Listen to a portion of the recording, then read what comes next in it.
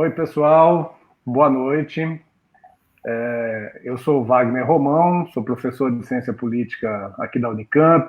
Atualmente presido também o nosso sindicato aqui de docentes da Unicamp. E hoje nós começamos uma série, né, que pretende ser uma série para discutir as esquerdas e o que as esquerdas devem fazer para retomar a dianteira na política brasileira. Eu hoje tenho aqui o meu grande amigo Nabil Bonduki. Nabil é professor da Faculdade de Arquitetura e Urbanismo da USP, foi vereador durante 2 mandatos na cidade de São Paulo, entre 2001 e 2004, e 2012, 2013 e 2016, né, Nabil? Nessas 2 ocasiões, o Nabil teve a possibilidade também de ser o relator do plano diretor da cidade de São Paulo, né? E atualmente o Nabil está numa empreitada boa, que é ser pré-candidato a prefeito da cidade de São Paulo, né? Nabil, boa noite. Obrigado por Boa noite, ter aceito o convite. prazer estar com você. Então, eu vou fazer uma introdução aqui. A gente está vivendo esse momento de pandemia e é um momento muito propício, me parece, para a gente rediscutir o papel da esquerda, né? As dificuldades que a esquerda tem tido no mundo todo, no Brasil em especial, né? Não vou fazer aqui um grande arremedo histórico, porque o tempo da internet é um tempo mais enxuto, né? Mas a gente vem aí desde, enfim, décadas, né, sob o que a gente pode chamar dessa hegemonia neoliberal, que colocou a esquerda contra a parede, né, aquela velha e boa esquerda que, depois da Segunda Guerra Mundial, conseguiu manter uma hegemonia também, né, manter um certo consenso dentro da ideia de que deveria haver um estado de bem-estar social que fosse inclusivo ao máximo, que pudesse respeitar o direito dos sindicatos de representar a classe trabalhadora, né? Isso sempre foi um elemento muito importante no campo da esquerda, no geral, desde o seu nascimento ainda no século XIX, né? E no Brasil a gente tem um processo um processo longo também de aparecimento da esquerda, mas que quando, no final da ditadura militar, ou pelo menos ali no final dos anos 70, quando do surgimento do Partido dos Trabalhadores, né, a esquerda no Brasil tem um momento de reoxigenação, né, de reorganização, de rearticulação, e é muito difícil, acho que praticamente impossível falar da esquerda sem falar da experiência do Partido dos Trabalhadores, das tentativas do Partido dos Trabalhadores em ser um partido contrário, né, ao sistema capitalista, às mazelas do sistema capitalista, todos os problemas do Estado brasileiro, como a gente conheceu e continua conhecendo, né? Eu lembro, Nabil, que a gente estava lá naquele início da década de 2000, né? Eu tive a oportunidade de trabalhar contigo lá na Câmara, e aquele momento era um momento de muita expectativa, de muita esperança, né? Não só com a nova vitória do PT na cidade de São Paulo, em várias outras prefeituras, né? Mas essas vitórias anteciparam também a vitória do Lula em 2002, né? E acho que esse também é um ponto fundamental para a gente tentar pensar na esquerda nessa história recente do Brasil, nesses últimos 20 anos, né? Foi um período de conquistas, mas foi um período também em que muitos dos nossos castelos eles ruíram, né? Desmoronaram, né? Seja pelo fato da experiência de governo, né? Que sempre é uma experiência muito difícil. A gente está dentro de um contexto de um Estado, né, patrimonialista, voltado para os interesses da permanência do sistema, né? E quando a gente é governo, quando a esquerda foi governo, sempre isso foi muito tenso, né? Se para a direita governar é algo muito tranquilo, né?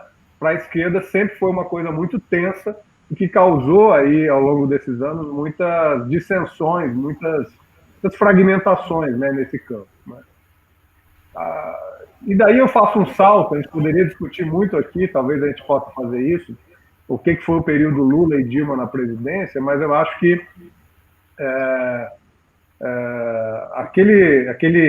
ali em 2013, naquele momento em que nós vivemos as jornadas de junho, né? Aquele foi um momento também, uma inflexão importante nesse campo, né? E ali a gente, digamos, a esquerda foi desafiada por uma outra parcela da esquerda ou por um campo político, né, que se colocou ali, sobretudo em São Paulo, né? Bom, e depois isso gerou uma outra coisa, um outro fenômeno político, né? E me parece que ali também caíram alguns outros castelos, né, que foram os castelos da participação, de que nós tínhamos inventado uma fórmula de agregar setores marginalizados da sociedade. A gente viu ali que não, né, que muitas daquelas pessoas que foram para as ruas, aqueles grupos sociais, já estavam descontentes com essa perspectiva de uma aceitação dos conselhos, das conferências, do orçamento participativo, disso que a gente gestou enquanto alternativas à própria democracia representativa, né?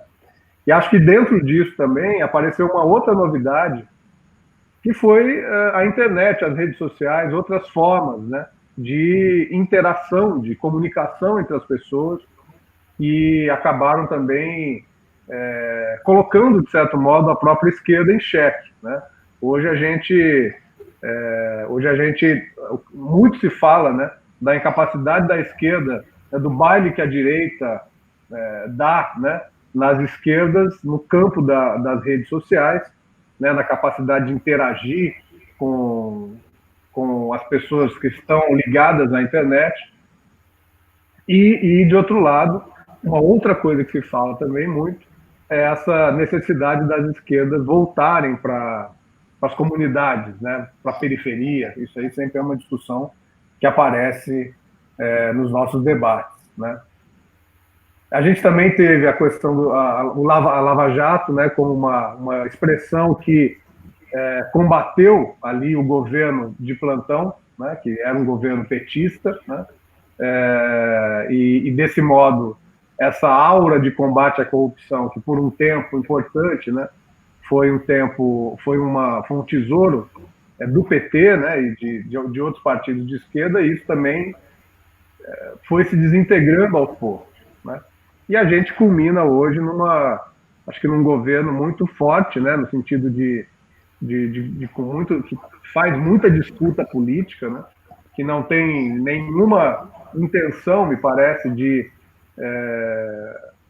digamos, de promover um diálogo com o campo de esquerda, né, muito pelo contrário, desde o período de campanha, né, e desde muito antes, né, Bolsonaro e seus bolsominions foram sempre num sentido de extermínio do adversário, de extermínio do inimigo, né, que hoje traz de volta a questão do comunismo, né? O comunismo voltou a ser um espectro, né, que ronda o Brasil, o mundo, a América Latina nesse novo cenário.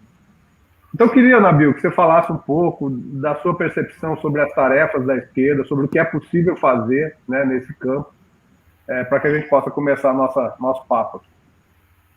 Bom, primeiro, boa noite, Wagner, todos os internautas aí que estão acompanhando a gente.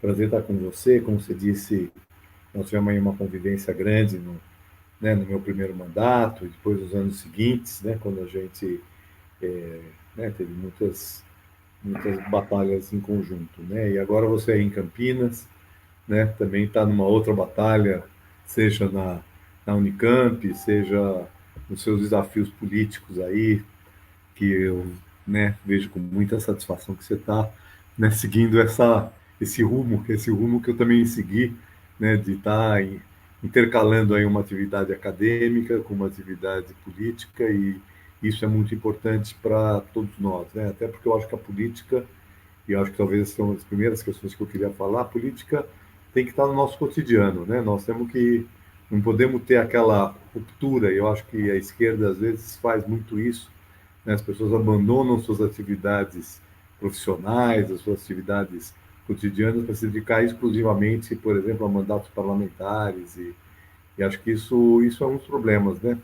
E ela muitas vezes reproduz, e o PT, para gente fazer algumas reflexões sobre o PT reproduziu muito da cultura política tradicional, né? Então, eu acho que esse é um dos problemas da esquerda no Brasil, né? Eu acho que tem problemas estruturais da esquerda e tem problemas um pouco conjunturais, problemas próprios nossos, né? Do PT e do Brasil, né? Eu acho que um dos problemas do Brasil, especificamente na esquerda, é que ela, de certa forma, em muitas situações, ela reproduziu a cultura política tradicional, né? Nos mandatos parlamentares, na maneira de se relacionar com as elites, nas campanhas eleitorais, no financiamento eleitoral, né? Inclusive resvalando muitas vezes para práticas de corrupção, que, como você falou, foi uma das coisas que abalou, né, o PT né, nesses últimos anos, e isso, sem dúvida nenhuma, é resultado de ter se incorporado dentro da cultura política partidária, na esquerda, determinadas práticas que a gente condenava, né? Então, apoio das empresas, né? E muitas vezes subordinando as decisões de governo a certos interesses que não são os interesses, vamos dizer assim, públicos ou da maioria.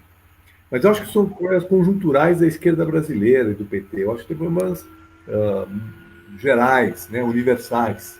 Que eu acho que o grande problema é que a esquerda ela perdeu referências. E nós temos que reconstruir referências de paradigmas do que nós queremos. Né? Perdeu com a queda do Muro de Berlim. Né? Aliás, muito antes da queda do Muro de Berlim. Talvez nos processos de Moscou, lá nos anos 30 já. Né? Claro que sobreviveu aquilo e continuou, né? Mas eu diria que o socialismo real, né, ele deixou de ser uma referência há muito tempo, né, muito antes de cair o Muro de Berlim. Né, porque é um regime autoritário, um regime que efetivamente não garantiu aquelas utopias que a gente tinha, embora tenha garantido o mínimo de condições de vida para todos, né, nos países onde ele foi implementado. Né? A segunda questão, então essa é uma das questões, né? Quer dizer, a questão de que nós não temos referências do que nós pretendemos. Você falou bem do estado do bem-estar social, poderia chamar da social-democracia, que também despencou. A queda do Muro de Berlim, talvez ela seja paradigmática, seja do leste europeu como da Europa Ocidental. A Europa Ocidental, a partir daí, já tinha um pouco antes disso, com a Margaret Thatcher da Inglaterra, né?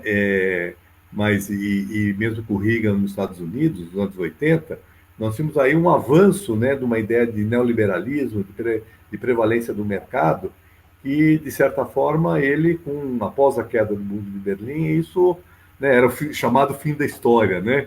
Então, o capitalismo saiu vencedor e então ele não precisa mais ter preocupações sociais, né? Porque muitos interpretam que a social-democracia foi uma reação do capitalismo de certa forma, para evitar que o comunismo, as ideias, vamos dizer assim, de maior socialização dos meios de produção pudesse avançar na Europa Ocidental e aí ganhar um espaço que não tinha. Então, eu acho que nós estamos assistindo, então, um momento da história onde nós não temos referência, porque nenhum desses países que ainda poderiam ser chamados de esquerda, né, embora para mim não são de esquerda, como Venezuela, como Cuba, né, Coreia do Norte, sei lá o que nós podemos dizer, China, que ainda se dizem países comunistas, pelo menos tem lá um partido que... Mas não são modelos para nem né, acho que ninguém da esquerda no Brasil hoje defende esses governos como referências, né, para a gente. Então, nós estamos. E o PT poderia ter sido, e eu acho que até se a gente tem que fazer uma revisão crítica, mas eu acho que temos bases muito importantes do PT que nós não podemos abandonar, mesmo na questão que você acabou de falar, da participação, por exemplo, né? Conselhos. Eu acho conselhos uma experiência muito importante, eu acho que ela ainda é válida. É claro que nós temos que ir para uma democracia 2.0, né? Porque aliás, 3.0, né? Se a gente considerar que A 1.0 é a democracia representativa, que ela foi importante, né, dos Estados liberais, e até hoje nós estamos aqui no Brasil defendendo o Congresso, tá certo? Para a gente não dizer que isso, né, porque às vezes a gente acha que uma coisa não presta muito, mas na hora que a gente se vê ameaçado de não tê-la, né, de ter um golpe que suprime, como foi o golpe de 37 do Getúlio, ou o golpe de 68 com as 5, né, que fechou o Congresso, né? Então isso é 1.0. 2.0 é a democracia dos conselhos, né, das assembleias, das audiências públicas, né, do que a gente chamava a democracia participativa, né, que também foi um avanço em relação, né, tem limites, mas ela foi um avanço. E agora nós temos que pensar uma democracia 3.0, onde entra a internet, onde entra outras formas de participação, que a esquerda precisa retomar esses instrumentos para poder a esquerda e a democracia, né? A democracia e a esquerda. Quer dizer, eu até separaria isso. A democracia em primeiro lugar. Né? Nós temos que utilizar os meios eletrônicos, meios de comunicação, como instrumentos fundamentais para avançar, aprofundar a democracia. E agora, só para dar um exemplo que que eu estou vivendo hoje aqui em São Paulo, né? Por exemplo, a escolha do candidato a prefeito aqui para a Prefeitura de São Paulo. Né? Nós estamos defendendo para ver uma prévia eletrônica, né? Que todo mundo que quiser participar do processo de definição do candidato do PT, que é o maior partido de esquerda aqui né, do Brasil, né? E até mais do que isso, né? Eu seria favorável a gente fazer uma prévia para definir o candidato do campo progressista. Né? Como se a gente fizesse uma espécie de um primeiro turno que não fosse da eleição formal, mas de uma eleição informal, definir aí nos candidatos que se colocam como candidatos do campo da centro-esquerda, progressistas, no atual contexto do Brasil, né, que pudessem, então, fazer né, se inscreverem, né, receberem uma senha e, através da internet, fazer debates como esses que nós estamos fazendo aqui, todo mundo acompanha, né, que é possível fazer isso, e definir um candidato desse campo. Né? Eu acho que isso avança muito em relação, por exemplo, às prévias normais do PT, presenciais, que na verdade são viciadas. Né? Eu até hoje, num debate que eu participei na revista Fórum, né, com outros pré-candidatos, eu falei, o PT ainda estava, né, e a pandemia nos salvou disso, ele ainda estava na República Velha, né, que é aquele sistema de que, né, as prévias do PT, o PED do PT, né, é feita muitas vezes com o transporte de eleitores, né, as pessoas vão votar, recebem a cédula, recebem lanche, quer dizer, coisas totalmente atrasadas, totalmente fora da democracia 1.0 ainda, né, para falar a verdade, porque voto secreto, voto de urna, voto sem poder de transporte de eleitor, etc., já é um avanço da democracia representativa, tá certo? Então, né, eu estou dando um exemplo como a internet pode ser usada a nosso favor, e não contra a gente. Né? Então, esse é um aspecto. Agora, tem outros aspectos. Por exemplo, eu acho que nós temos uma pauta da modernidade, a questão ambiental. Né? Então, nós temos algumas questões. Eu vou aqui resumir, né? Já estou falando há muito tempo, né? Isso não é bom, mas vou resumir aqui em 4 ou 5 palavras aqui. Né? Direitos sociais. Nós temos que ter uma plataforma de direitos sociais que é uma plataforma tradicional. Precisamos ter uma plataforma de sustentabilidade. Né? A esquerda tem que ter uma plataforma de sustentabilidade. Pensar que o futuro do planeta interessa a gente e ele está ligado à ideia de que tem que haver melhor distribuição dos recursos, ele não pode estar concentrado em alguns recursos. A democracia do acesso à riqueza, tá certo? Ou seja, nós temos que combater os oligopólios que se criam, os monopólios econômicos que estão crescendo no mundo. Tá certo? Embora a gente tenha, por exemplo, aqui no Brasil, o CAD, temos alguns mecanismos para evitar, né, o que a gente está vendo em nível mundial são as mega empresas que vão comprando as outras, e então essa é uma questão fundamental. A questão da globalização é uma questão fundamental. Se nós não garantirmos condições básicas de trabalho universais, tá certo? Nesse mundo globalizado, nós não vamos avançar. Então, voltando à velha noção de Marx, né? Que é trabalhadores de todo mundo univos, né? Parece uma coisa belíssima. Mas essa é atual, essa é uma coisa do século XIX que é atual. Porque se o trabalhador da China... Viu, Nabil? Você sabe que eu estava pensando outro dia nessa questão da comunicação da esquerda, né? E me veio essa pequena frase aí, essa frase que maravilha de frase, né? Como comunica bem, né? Como é atual, né? Que capacidade de sentir né? De provocar sentimento, né? Sintetizar uma ideia, né?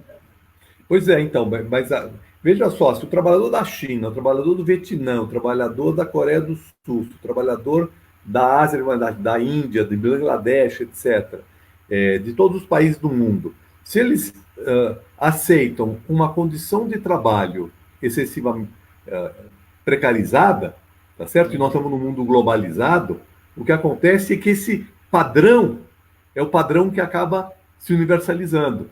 É por isso que a indústria no Brasil, né, ela não concorre. Então, nós precisamos flexibilizar a legislação do trabalho, porque senão nós não vamos ser competitivos no plano internacional. Então, essa questão é uma questão fundamental para a esquerda, né?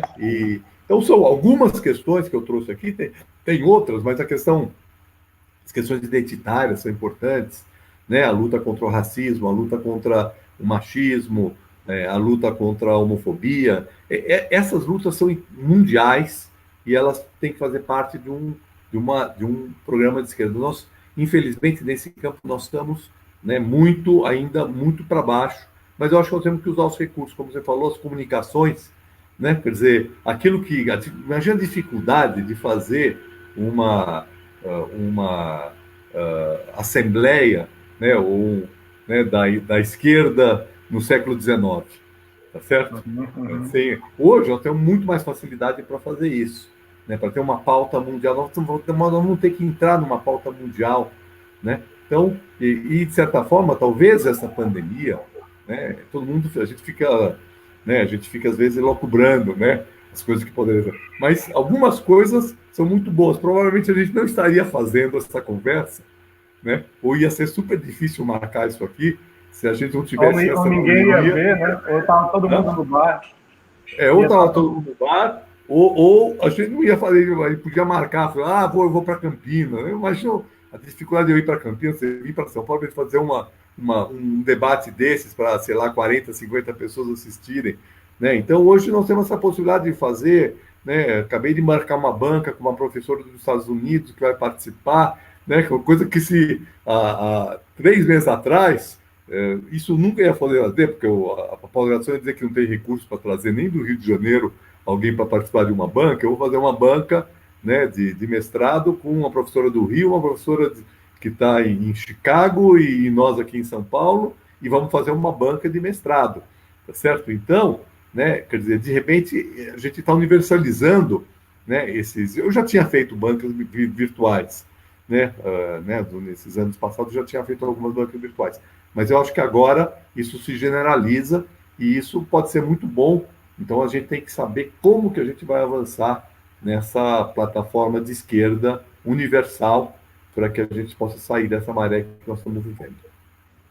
Agora, essa coisa da pandemia, ela realmente ela abre, né? Assim, ela é uma coisa, primeiro é uma coisa terrível, né? Uma coisa que tem que ser tratada muito a sério. A gente tem tentado fazer tentado passar muita informação, né? Mesmo no nosso trabalho aqui na Unicamp, a gente tem feito debates, a gente já fez 7 debates, né, desde o início da pandemia, porque isso também traz a necessidade de que a ciência, a universidade, ela também se mobilize, se coloque para fora, né?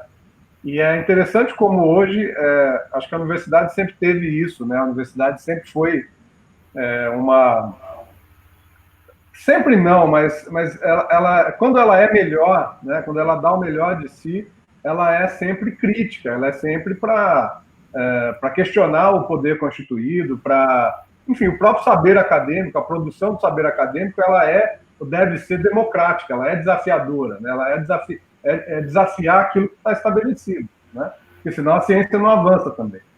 Mas eu acho que essa pandemia, ela coloca tanto a questão ambiental, né? Ela articula muito a questão ambiental, né? A gente vê aí diversas cidades, São Paulo, por exemplo, né, que diminuiu a poluição. Acho que diversas cidades no mundo isso aconteceu, né?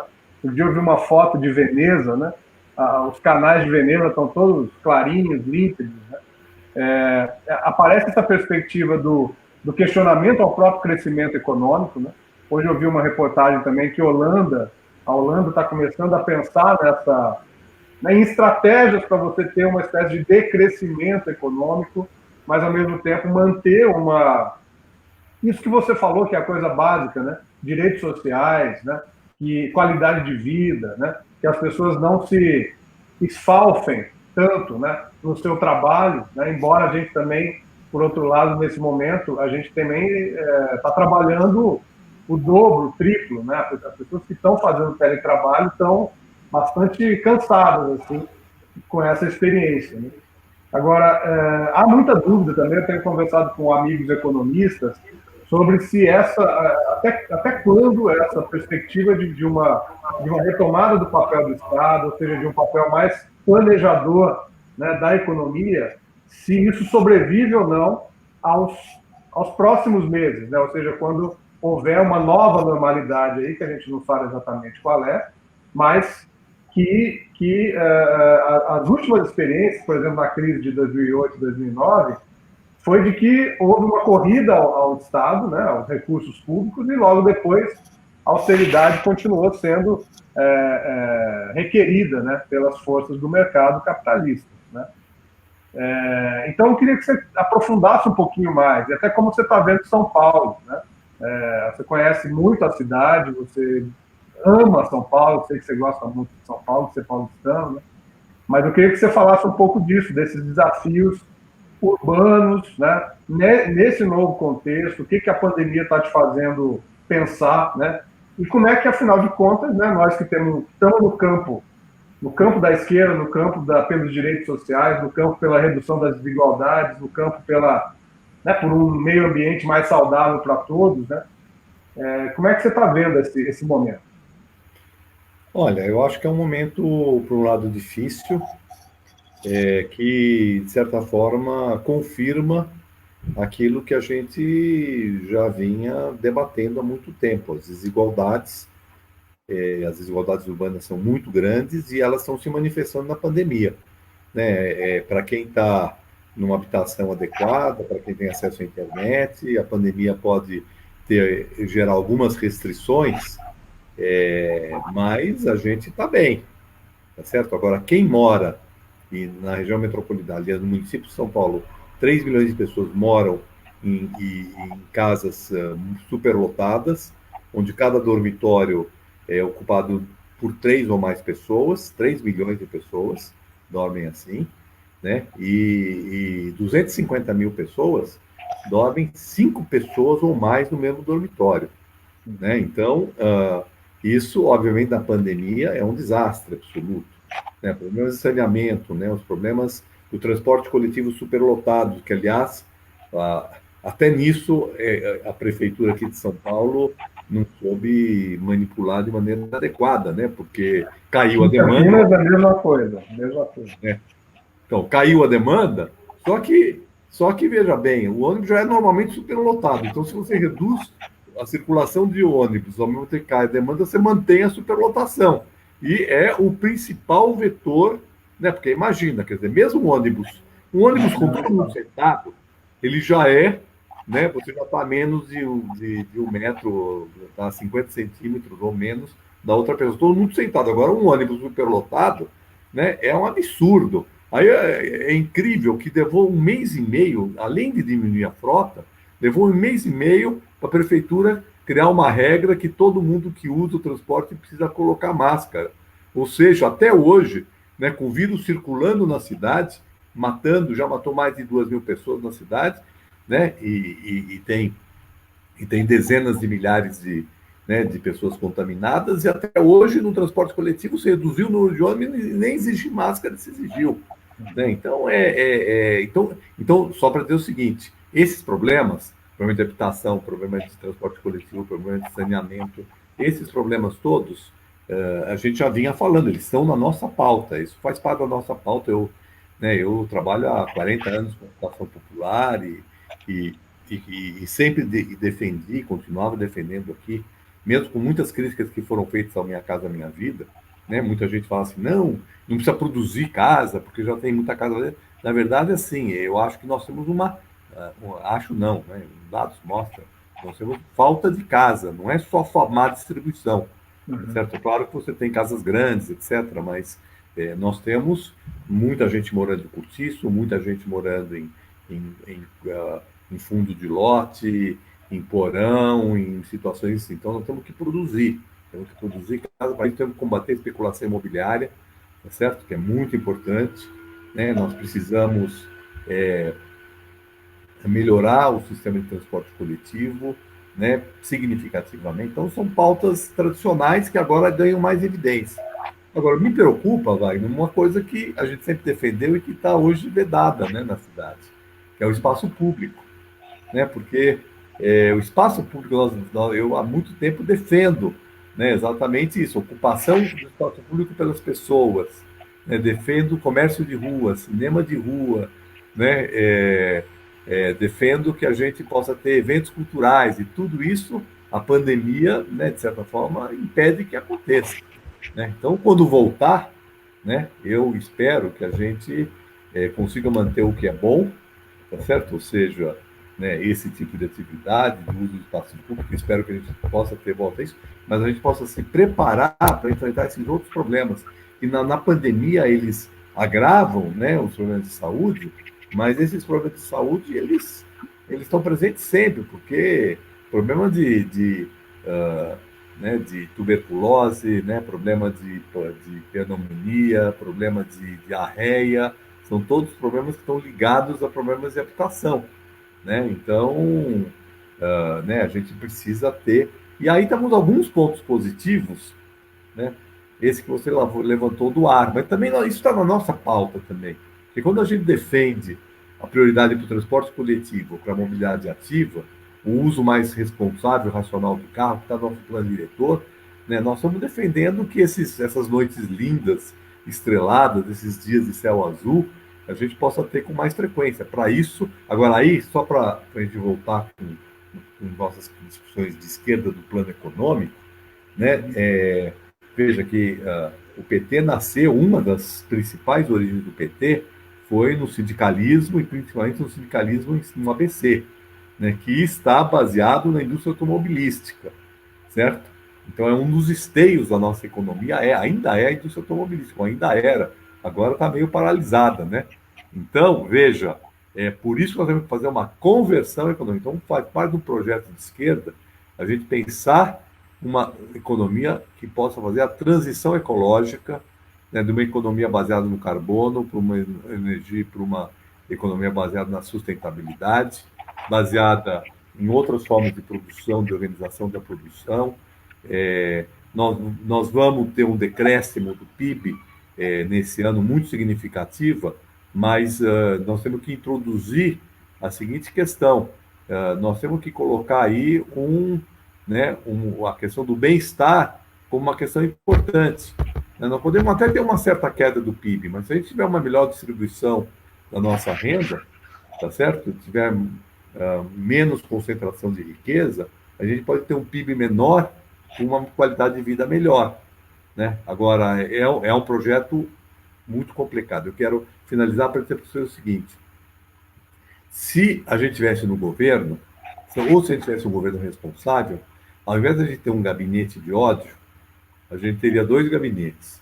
Um gabinete da crise ou da emergência, que é para ver como é que nós podemos enfrentar neste momento a pandemia, né? E criar condições, até com uma certa união nacional para enfrentar o problema, que é o problema que todos estão passando, com o governo do Estado, prefeituras, sociedade civil, empresas, governo, tá certo? Sem confronto, e não sei se um gabinete, mas um conselho do futuro, né? Que é para pensar o pós-pandemia. Nós temos que estar pensando agora. E ali você vai ter um confronto de ideias.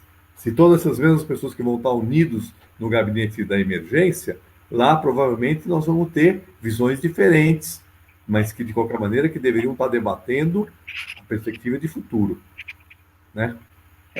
Eu acho que essa deveria ser a nossa perspectiva para pensar. E ali a gente estaria formulando um projeto do campo progressista para sair da crise. Provavelmente os neoliberais, tá certo? Que é o segundo campo que tem aí, vão estar com outras propostas, né? E talvez nesse embate de ideias possamos ter alguns pontos de convergência, como inclusive na pandemia está havendo alguns pontos de convergência, certo? Né? E o que nós não temos ponto de convergência é com aqueles que estão no gabinete do ódio, com esses, né? Esses querem destruir, né? Não querem construir nada.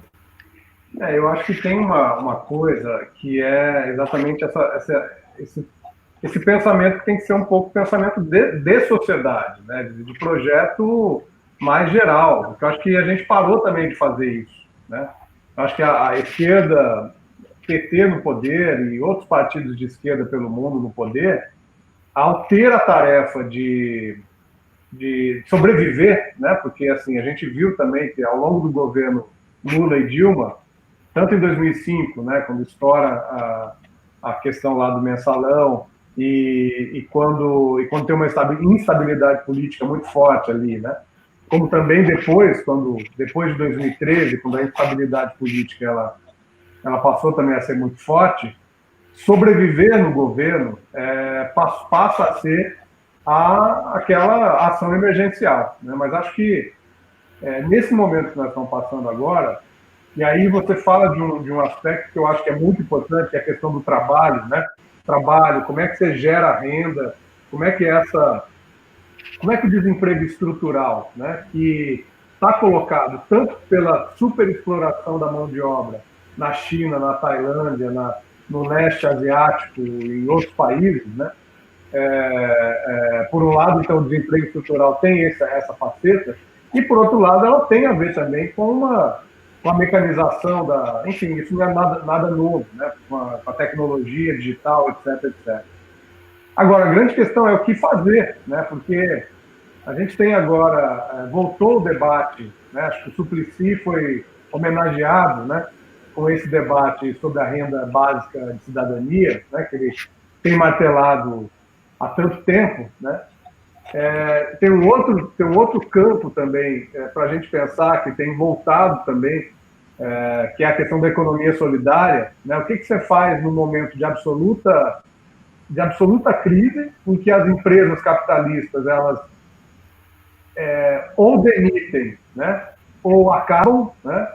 E sem o governo também, o governo francamente neoliberal, que não tem projeto para sustentar essas empresas ao longo de 1 mês, 2 meses, 3 meses, eu digo, sobretudo as pequenas empresas, né?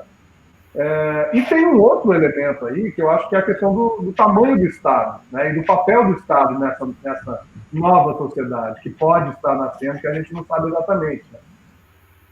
Esses três elementos, né? Porque o tamanho do Estado também tem a ver com quantas pessoas se empregam no Estado, né? Outro dia tem um companheiro aqui que trabalha na cidade próxima aqui e que estava fazendo uma contratação emergencial para agentes de combate à dengue, né? E acho que eram algumas dezenas de vagas e foram milhares e milhares de candidatos, né? Pessoas com doutorado, né? Portanto, assim, o Estado brasileiro, né? O Estado, quando eu digo isso, o governo federal, a União, as prefeituras e os governos estaduais, as pessoas que pensam que o Estado está inchado, né? Elas estão muito equivocadas, né? Talvez ele esteja, enfim, talvez ele possa melhorar muito em termos de gestão, né? Mas o fato é que os países mais avançados têm uma parcela muito grande da sociedade que é funcionária pública, né? Então, eu acho que tem três elementos aí, tanto o campo da renda cidadã, como o campo da economia solidária, que eu acho que a gente explorou muito pouco no Brasil, infelizmente, né? E o campo do funcionalismo público, né? Ou seja, de fortalecimento do Estado tendo capacidade de chegar às populações. E claro, mas tudo isso tem que estar embasado com uma distribuição de renda e com uma taxação progressiva também, né? Porque hoje também a gente tem um sistema tributário extremamente injusto, né? Eu acho que esse caminho ali é um caminho para a gente pensar um pouco mais sistemicamente sobre os desafios que estão colocados, eu acho, na nossa pauta, né? E acho que a gente, inclusive, tem que pensar nisso para 2020 já, porque as soluções para os problemas que estão colocados hoje, elas já vão ser requisitadas agora, daqui a alguns meses, né? Olha, bom, se levanta aí tantas coisas que nós nem temos tempo para poder discutir todas, né? Mas eu acho que se coloca, em primeiro lugar, o trabalho, né? É uma questão básica, né? Nós temos hoje vamos chamar assim, uma produtividade, não é só produtividade, né? Na verdade, é, a gente é, de alguma maneira, levado a fazer tarefas que a gente necessariamente não fazia, eram mais distribuídas, tá certo? Então, você pega um escritório tradicional, né? Hoje a gente está grande parte, quer dizer, quem está no trabalho intelectual está trabalhando em casa. Quando você trabalhava no escritório, né, um escritório, né, numa empresa, você tinha lá a secretária. Eu já trabalhei em situações que eu tenho uma secretária para fazer digitação, né, uma pessoa para atender o telefone, te passar a ligação, né, várias coisas que a gente, né, que a gente antigamente tinha, que agora a gente faz tudo a gente mesmo, né? Então, é, é, na verdade, assim, bom, se a gente está fazendo mais coisas do que fazia antes, muito mais, né, na verdade, Uhum.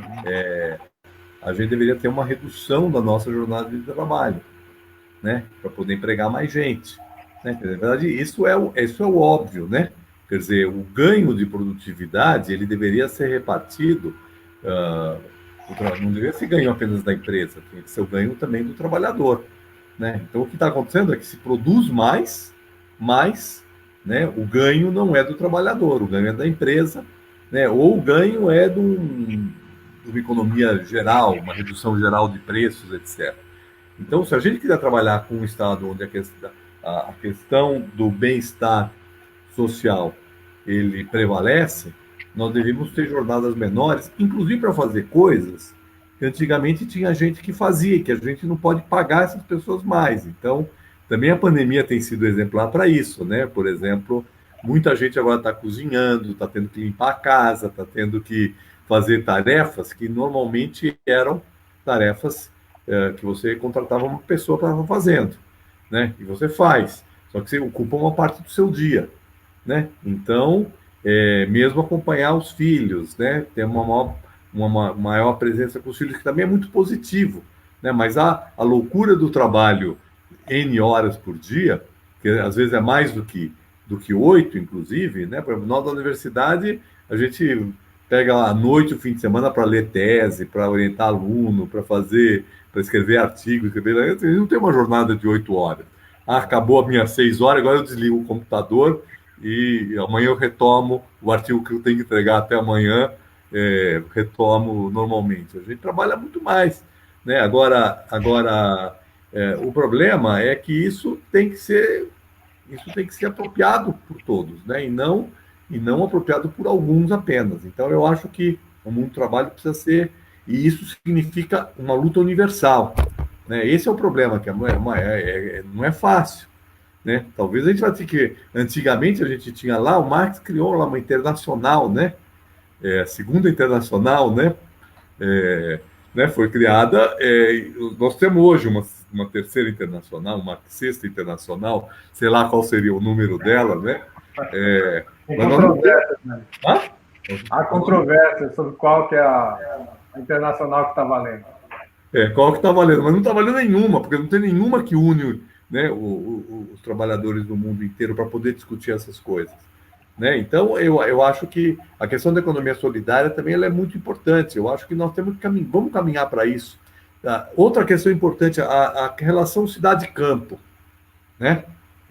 Outra questão fundamental, né? Porque a produção dos alimentos, né? Porque no limite, se a gente pensar que vai reduzir o nosso, né, esse padrão de consumo maluco que a gente estava, e isso é fundamental para a questão da sustentabilidade, para a manutenção da vida humana no planeta, não permanecer no planeta. O planeta vai continuar existindo. O que pode deixar de existir é a vida humana no planeta.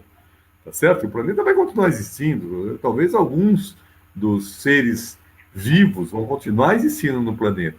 O que pode desaparecer é o ser humano, né? Porque a gente tem condições muito, né? Não existe nenhum planeta que a gente conhece que tem as mesmas as condições ideais para a vida humana. Só a Terra, neste período, porque em alguns períodos do passado também não tinha condição, né, para pelo menos da vida humana. Então, isso tem a ver com temperatura, com existência de recursos, né, de recursos naturais, de água, de ar, de uma série de coisas, né, de condições de sobrevivência. Então, para nossa manutenção na Terra, nós temos que mudar o padrão de desenvolvimento que nós tínhamos, certo?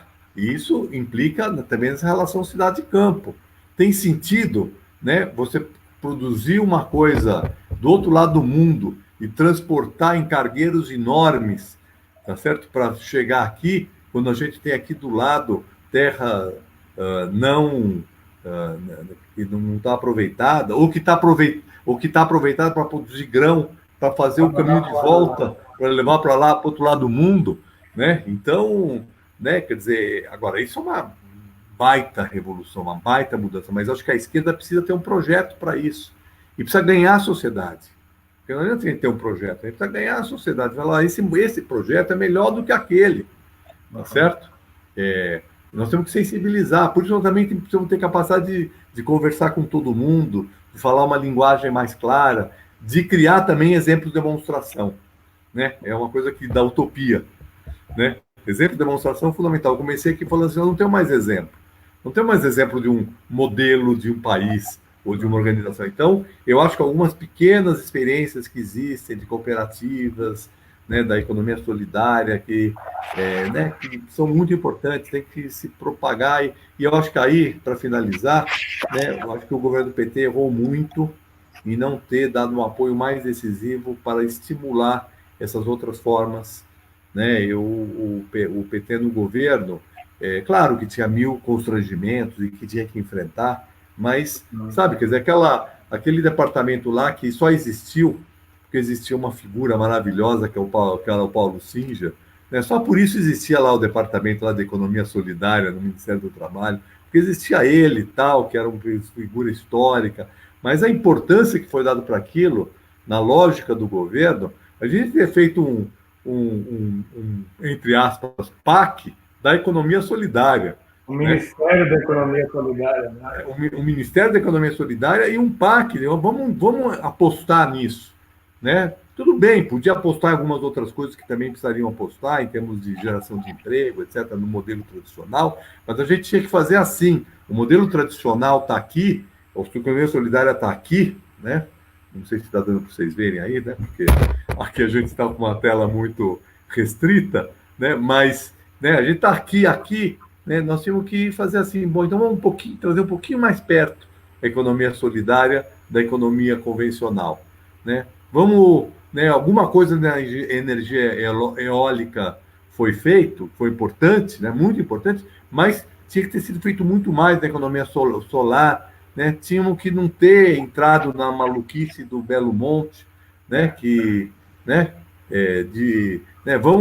Vamos investir esse recurso que vai para Belo Monte em desenvolvimento tecnológico para poder aproveitar a enorme quantidade de energia solar que tem no nosso país e aproveitar ela na nossa matriz energética efetiva. Então, eu acho que o governo do PT errou nisso. E aí, voltando àqueles assuntos que você colocou no começo, errou por várias razões. Eu acho que, primeiro, porque, principalmente, o modelo que se tinha era um modelo muito tradicional, né? E, segundo, porque os interesses econômicos da economia tradicional, eles tiveram muito peso político.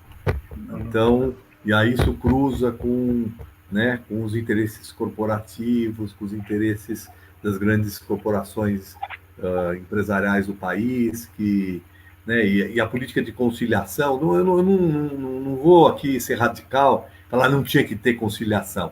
Eu acho que nas condições políticas do Brasil na década passada, tinha que ter algum tipo de conciliação, mas era um tipo de conciliação que tinha que de certa forma, introduzir o novo, né, ao mesmo tempo que o antigo ainda continuasse vigorando. Então, eu acho também um desastre que a Lava Jato levou ao destruir, né, totalmente a experiência, que não sequer era importante, a experiência da construção civil que nós tínhamos dessas grandes corporações, Odebrecht, Camargo Correia, etc., que tinham um desenvolvimento de construção civil que era importante também para o país. Só que não podia ter, né, jogado tudo naquilo, tá certo? Aquilo ali tinha que continuar existindo, né? Mas ao mesmo tempo nós tínhamos que ir lá apoiar as cooperativas de construção dos trabalhadores, apoiar a autogestão na produção de habitação com muito mais, não ser 2, 3%, né? Ou 5%, nem isso chegou, né? Ou, por exemplo, Minha Casa Minha Vida, então, tinha que ser 60%, 40%, 30%, né? Economia solidária, né? Mutirão, autogestão, né? Deixava lá 70%, 65% para as empreiteiras, os processos mais tradicionais, aí com uma preocupação maior urbanística, né? Uma preocupação maior de localização mais adequada, de introduzir também qualidade de projeto, né? Nesses projetos mais tradicionais, né? Que podia ser muito melhor do que foi, mas um espaço muito maior para a economia, né? Para a economia solidária, para a autogestão, né? Isso vale para, né, para energia, vale para habitação, vale para a questão do saneamento, né? Vale para, né, todas as áreas onde o governo do PT podia ter avançado muito mais do que avançou, sem ter, né, simplesmente chutado para o lado, né, aqueles setores da economia que, de certa forma, também geravam emprego, eles tinham uma certa importância.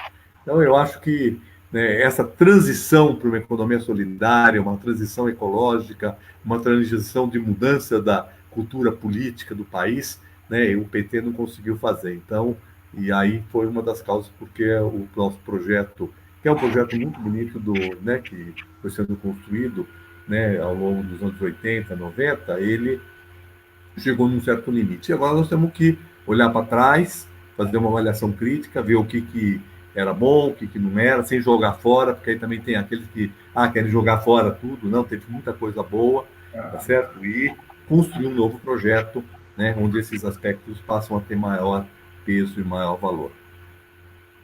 Maravilha, Nabil. Obrigado pela conversa. Né? Acho que foi bem legal. A gente tocou em vários assuntos aqui num período bem curtinho de tempo, né? E espero que a gente possa retomar e aprofundar alguma coisa, né? Espero que você tenha sorte aí também na tua luta em São Paulo. Tá bom? Obrigado, Wagner. Foi um prazer estar aqui com vocês. Vamos voltar algum outro dia aqui.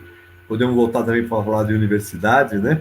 Sim. Eu acho que também na universidade nós precisamos fazer mudanças estruturais. Acho que não dá para simplesmente a universidade ficar. Claro que nós estamos numa defensiva frente à avalanche do terraplanismo chegando, né?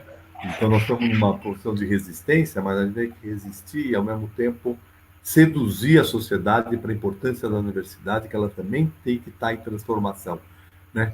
Uma universidade que também adote novas perspectivas. Então, você que está hoje tão envolvido aí, nos representando, né, nas entidades, né, das entidades representativas dos docentes, né, dos funcionários, vamos ver se a gente aprofunda esse debate. Boa sorte também nas suas lutas aí em Campinas, né? Vamos ver se a gente faz uma ponte São Paulo-Campinas para debater o futuro da esquerda, né? Não só, né, na sociedade como um todo, mas também no parlamento. Um abraço, obrigado pelo convite, estamos juntos. Grande abraço, Nabil.